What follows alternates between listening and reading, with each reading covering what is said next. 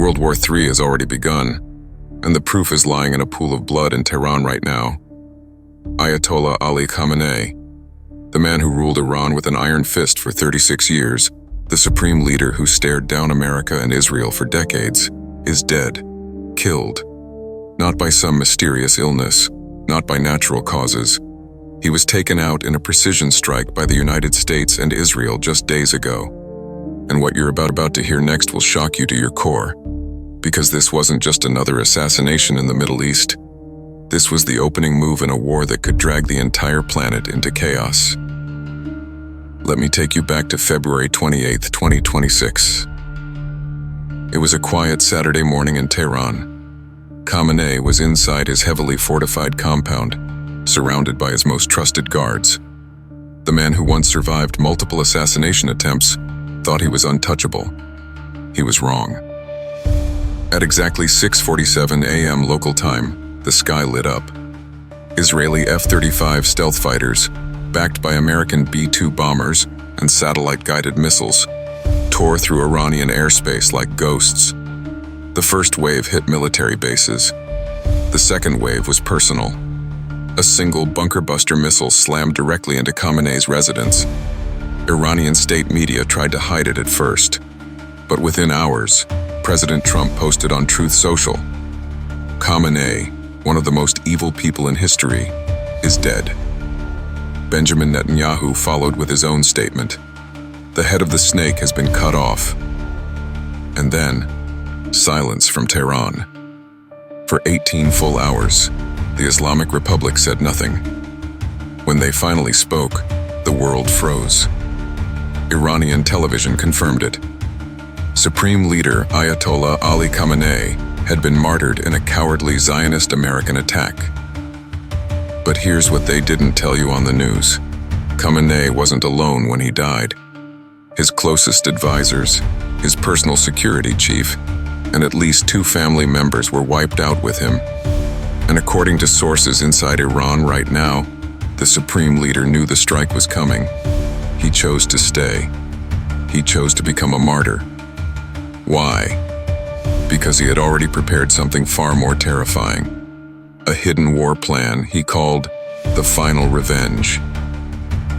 And right now, as I speak these words, that plan is being activated. Missiles are flying, oil refineries are burning, and the world is holding its breath. This is not the end of the story. This is only the beginning. And what happens in the next 72 hours could change the map of the Middle East forever, or trigger the war we've all been dreading. Let's go back to how this nightmare actually started, because the death of Khamenei didn't happen in a vacuum. It was brewing for months. By late 2025, Iran had crossed every red line Israel and the United States had drawn in secret. They enriched uranium to 92%, weapons grade, and worst of all, they handed operational control of those missiles to Hezbollah and the Houthis, proxies who don't answer to anyone except Tehran. Netanyahu called it the point of no return. Trump, back in the White House, called it the final mistake. Behind closed doors, a joint task force, Mossad, CIA, and elements of CENTCOM began planning what they codenamed Operation Serpent's Fall. The goal wasn't regime change. The goal was decapitation. Remove the supreme leader, fracture the chain of command, and force the Revolutionary Guard into chaos before they could launch their full arsenal. They waited for the perfect window. That window opened on February 27, 2026. Iranian intelligence picked up chatter about an Israeli strike on nuclear sites. Khamenei ordered a full war council meeting inside his compound the next morning. That was the mistake. At 6:12 a.m. Tehran time, February 28th, American RQ-180 stealth drones were already circling high above, feeding real-time video to command centers in Tel Aviv and Tampa. At 6:47 a.m., the first wave hit. Not nuclear sites, not oil fields. The Supreme Leader's residence. 2 GBU-57 massive ordnance penetrators, bunker busters that can punch through 200 feet of reinforced concrete, dropped simultaneously. The explosion registered as a 4.2 magnitude event on seismographs in Dubai. When the dust settled, satellite imagery showed a crater where the private wing once stood. Iranian officials tried to contain the news. They failed. Within 90 minutes, grainy footage leaked from inside the compound, body bags being carried out, blood on marble floors, Khamenei's black turban lying in the rubble. By noon, crowds were gathering in Tehran chanting, "Death to America" and "Death to Israel." But something was different this time. No fiery speeches from the surviving clerics. No immediate missile launches. Why? Because the second phase of Iran's final revenge plan required Khamenei's personal approval to activate, and he was gone. The chain was broken. For 18 hours, Iran was effectively leaderless. That silence terrified the world more than any missile barrage could. Because everyone knew, when a regime like this goes quiet, it's not surrendering. It's preparing something worse. And right now, as the sun sets over the Persian Gulf, reports are coming in of massive troop movements toward the Strait of Hormuz. Oil tankers are being rerouted at emergency speed. Air raid sirens have started testing in Riyadh and Abu Dhabi. And in Washington, the Situation Room lights are burning 24/7. This isn't just about Khamenei anymore. This is about who, or what, fills the vacuum he left behind, and the answer might be more dangerous than the man himself ever was. The vacuum left by Khamenei's death lasted exactly 19 hours and 42 minutes. Then the Revolutionary Guard Corps, the IRGC, moved faster than anyone expected. At 2:29 a.m., Tehran time on March 1st, 2026, state television cut to black. When the screen came back, a man in full military uniform stood behind a podium draped in black cloth. General Hossein Salami, the longtime commander of the IRGC, declared himself acting supreme leader until the Assembly of Experts convenes. No vote, no debate, just a statement read in a flat, cold voice. The blood of the martyr Khamenei will be avenged tenfold. The Zionist entity and its American master will pay in fire. Within minutes, the first missiles launched. Over 180 ballistic missiles streaked toward Israel, a mix of Fateh 110s, Zulfiqar, and the new hypersonic Fatah 2s. Israel's Iron Dome, David's Sling, and arrow systems lit up the night sky like fireworks from hell. Most were intercepted, but not all. 3 missiles struck Tel Aviv's suburbs. 1 hit near Haifa's port. Casualties, at least 47 dead, hundreds injured. Netanyahu appeared on emergency broadcast at 4:15 a.m. Jerusalem time. His face was pale, eyes bloodshot.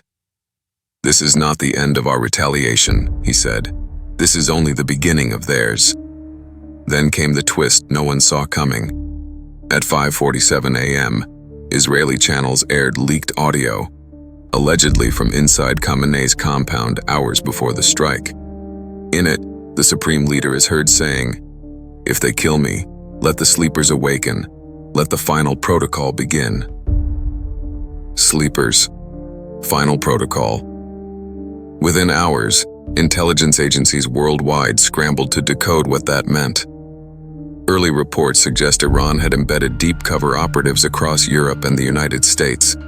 Not just Hezbollah sympathizers, but actual IRGC Quds Force agents who had been living normal lives for years. Doctors, engineers, university professors, waiting for one phrase. And now that phrase had been broadcast. By 10 a.m., EST, U.S., Homeland Security raised the terror threat level to its highest since 9/11. Suspicious packages were reported in New York, London, and Berlin. A cargo ship flying an Iranian flag was boarded off the coast of Cyprus, its hold full of what officials described as components consistent with dirty bombs. And in the Persian Gulf, the Strait of Hormuz became a graveyard for commerce. Iranian fast boats swarmed tankers. Mines were laid overnight. Oil prices spiked 38% in a single trading session. The world economy shuddered. But the real horror wasn't the missiles or the mines. It was the silence from Moscow and Beijing. Neither Russia nor China condemned the U.S. Israeli strike. Neither offered condolences for Khamenei. Instead, Putin posted a single cryptic tweet. Empires that strike shadows eventually burn themselves. Xi Jinping remained completely silent. Why? Because both superpowers may have already chosen sides, and it's not the one the West expects. Rumors are swirling in closed diplomatic channels.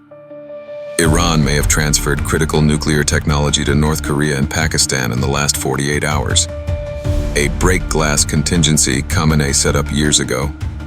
If he fell, the bomb would proliferate beyond anyone's control.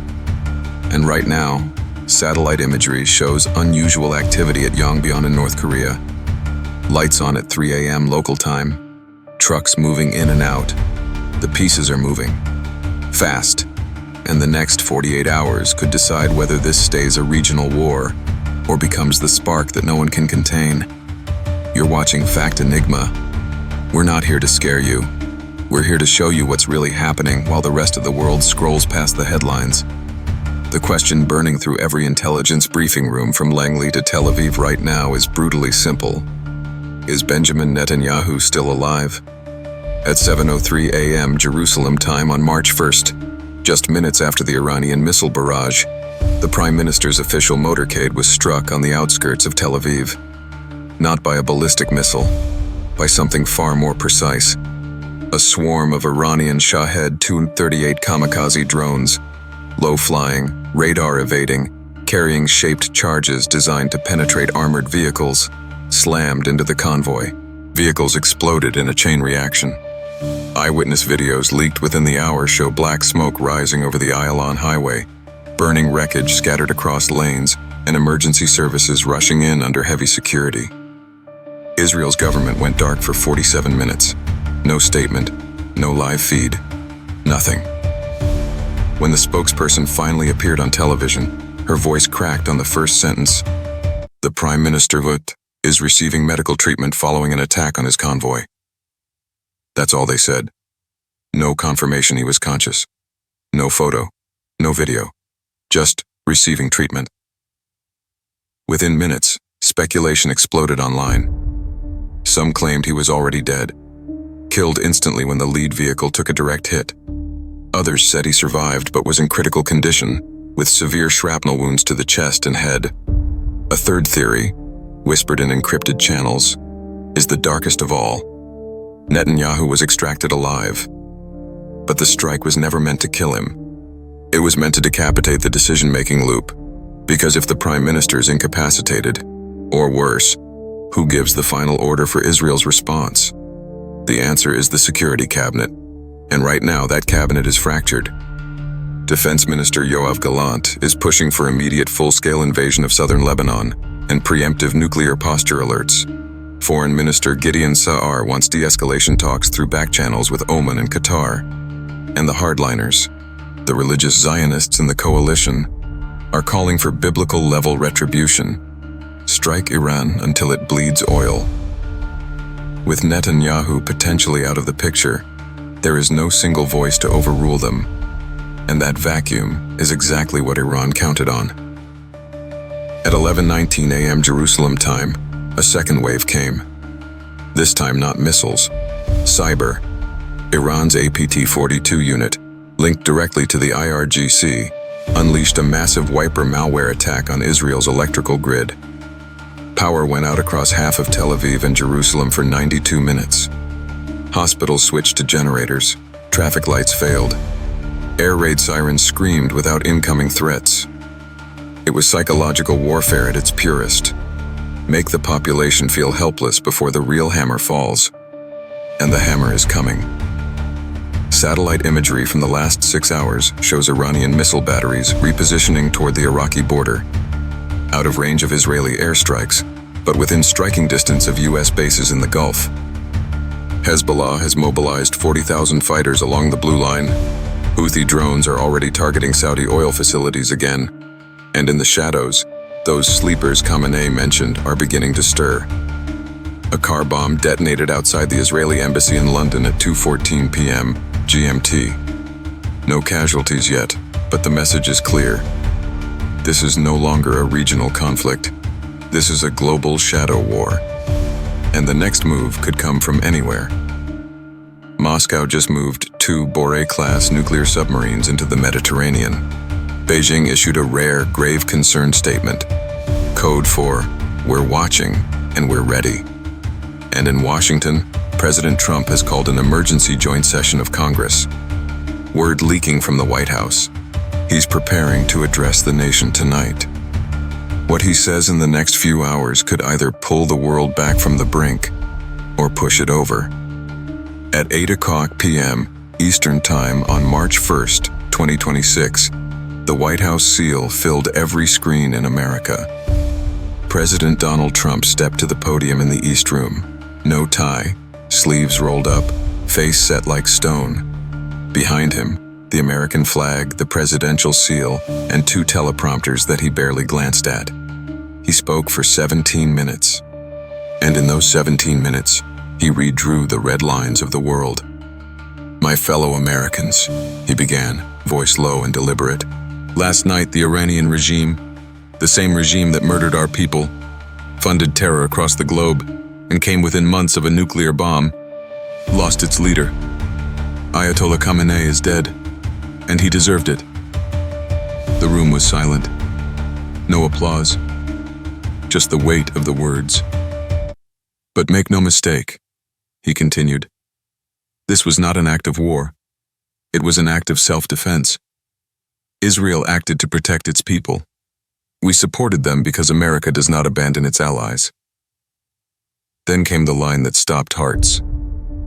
"If Iran launches one more missile at Israel, at our bases, at our ships, at anyone, we will respond with overwhelming force.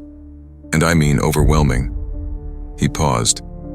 "We have already moved 2 carrier strike groups into the Arabian Sea. B-2 bombers are airborne. Our submarines are in position.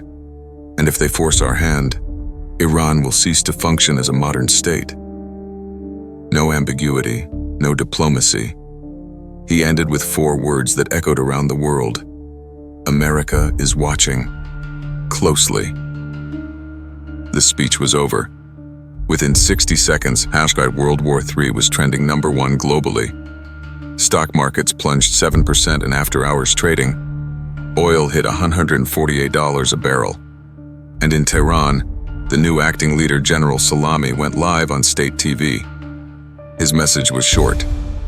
Trump has signed his own death warrant. The martyrs will rise. The final protocol is no longer optional. It is active. Minutes later, confirmed reports. Iranian fast boats seized a U.S. flagged tanker in the Strait of Hormuz. Explosions rocked the U.S. Embassy compound in Baghdad. No American casualties, but the building is on fire. A cyber intrusion hit the New York Stock Exchange servers. Trading halted for 20 minutes. And in Europe, 3 separate arrests. 2 in Germany, 1 in France. All Iranian nationals carrying components for radiological dispersal devices. The sleepers weren't just awakening. They were already in motion. Back in Washington, anonymous sources told major networks, the president has authorized pre-delegated authority to field commanders in the Gulf, meaning, if comms go down, or if a massive attack comes, U.S. forces can retaliate with nuclear options without waiting for another call to the White House. The doctrine of mutually assured destruction just got a lot less mutual. And somewhere in a bunker under Tehran, General Salami is staring at maps, missile telemetry, and one final button he never wanted to press. Because the final protocol Khamenei left behind isn't just revenge, it's mutual suicide. Iran's surviving leadership believes, if the Islamic Republic falls, the world must burn with it. Proxy forces, sleeper cells, dirty bombs, cyber Armageddon, and yes, the nuclear breakout that was always one order away. The next 24 hours will tell us whether cooler heads prevail or whether we wake up tomorrow to a world where the phrase limited nuclear exchange is no longer hypothetical. The world held its breath through the night of March 1st into March 2nd. No new missile launches from Iran, no retaliatory airstrikes from Israel, no nuclear alerts from Washington, just an eerie, fragile quiet. But quiet in the Middle East is never peace. It's reloading. At 4:12 a.m. GMT on March 2nd, the first confirmed casualty from the Sleepers Protocol hit the wires. A truck bomb detonated outside the U.S. consulate in Istanbul, a secondary facility used mostly for visa processing. 7 dead, 4 Turkish nationals, 2 American diplomats, 1 local security guard. The truck bore fake Iranian plates and carried ammonium nitrate mixed with ball bearings. IRGC fingerprints were all over it, the same explosive signature as the 2020 Soleimani retaliation plots. Within the hour, President Trump authorized airstrikes on 3 IRGC command centers in western Iran, near the Iraqi border. F-35s from the USS Abraham Lincoln Carrier Group delivered JDAMs with surgical precision. Casualties: estimated 120 IRGC personnel. Iran responded with words only, a statement calling it the final provocation. But behind the scenes, something far more dangerous was moving. At 9:47 a.m. Tehran time, a convoy of unmarked trucks left the Natanz nuclear facility under heavy escort. Satellite imagery captured them heading east, toward the Afghanistan border. Intelligence analysts believe enriched uranium hexafluoride cylinders are being moved to a hardened underground site in the mountains near Mashhad, a breakout location never before disclosed. If Iran pushes to 90% plus enrichment now, with no supreme leader to restrain them, they could have a crude nuclear device in weeks, not months. And the man now calling the shots, General Salami, has no religious council to answer to. He's military through and through. He doesn't fear Armageddon. He welcomes it. Meanwhile, in Israel, the mystery of Netanyahu deepens. At 1:30 p.m. Jerusalem time, Channel 12 aired drone footage of the convoy strike. Slow motion, high res. The lead vehicle, the armored Cadillac 1 equivalent, took a direct hit from 3 drones simultaneously. The car was torn in half. No one could have survived inside. Yet no body has been recovered. No funeral announced. No successor named. The security cabinet met in a bunker under Jerusalem for 6 straight hours. Gallant emerged only to say, "The Prime Minister's status remains classified for operational security." Translation: they don't know either. Or worse, they do, and they're lying to prevent panic. Because if Netanyahu is dead, Israel's nuclear doctrine, the Samson option, falls to a divided cabinet, and divided cabinets don't make calm decisions. By evening, the dominoes accelerated. Hezbollah fired 400 rockets into northern Israel, the largest single barrage since October 2023. Houthis claimed a successful drone strike on a Saudi desalination plant near Jeddah. Water supply disrupted for 2 million people. A cyber attack took down the websites of the Pentagon, State Department, and CIA for 37 minutes. Defacement message: Khamenei's blood is on your hands. And in Moscow, Putin finally spoke. In a late-night address, he said, "America and its Zionist puppet have crossed every line. Russia will not stand idle while its partners are slaughtered." No explicit promise of intervention. But Russian Il-76 transport planes were spotted landing at Iranian air bases hours later. Loaded with what? Officials won't say. But open-source trackers show S-400 missile batteries being unloaded. China, still silent, quietly moved its Shandong carrier group closer to the Strait of Malacca. A clear signal. Don't even think about closing the Persian Gulf without consequences. The pieces are in place. The board is set, and the next person to move, whether it's Salami in Tehran, Gallant in Jerusalem, or Trump in Washington, could tip everything into irreversible chaos. You're watching Fact Enigma. We're past speculation now. This is real-time history. And the next 24 hours may decide whether we wake up to a new Cold War or something much hotter. The next 72 hours will decide everything. 3 paths lie ahead, and only one feels inevitable right now. Path 1. The miracle de-escalation. Probability 12%. The optimistic outlier. Back-channel talks through Oman and Turkey succeed overnight. General Salami, under pressure from a fractured IRGC council fearing total annihilation, agrees to a 72-hour ceasefire. Netanyahu, or whoever is left in command, declares mission accomplished and pulls back forces. Trump claims victory on Truth Social. We stopped the apocalypse, again. Oil drops back to $90. Markets rebound. The sleepers go dormant. The final protocol is shelved. The world exhales, for now. But everyone knows, this is just a pause. The uranium is still enriched. The proxies are still armed. The hate is still burning. Path 2. Limited regional war. Probability 58%. The most likely outcome. No one blinks. Iran launches another wave. This time targeting U.S. bases in Bahrain, Qatar, and Saudi Arabia. Israel responds with ground incursions into southern Lebanon and massive airstrikes on Tehran's infrastructure. Hezbollah unleashes its full rocket arsenal. Houthis choke the Red Sea again. Casualties climb into the thousands. Oil hits 200 plus. Global recession begins. America stays limited. Airstrikes only, no boots on the ground. But the body bags start coming home. Russia and China provide Iran with weapons, intel, and diplomatic cover, but stop short of direct involvement. The war drags on for months. No nukes. But the Middle East becomes a permanent scar, and the global economy bleeds for years. Path 3. The nightmare we don't name. Probability 30% and rising fast. 1 miscalculation. 1 unauthorized launch. 1 sleeper cell succeeds with a dirty bomb in a major western city. Or Israel, believing its existence is at stake, activates the Samson option. A limited nuclear exchange. Tactical nukes on Iranian military sites. Answered by a desperate Iranian breakout device detonated over Tel Aviv or Haifa. Fallout spreads. Radiation clouds drift. Millions dead in days. Billions affected for generations.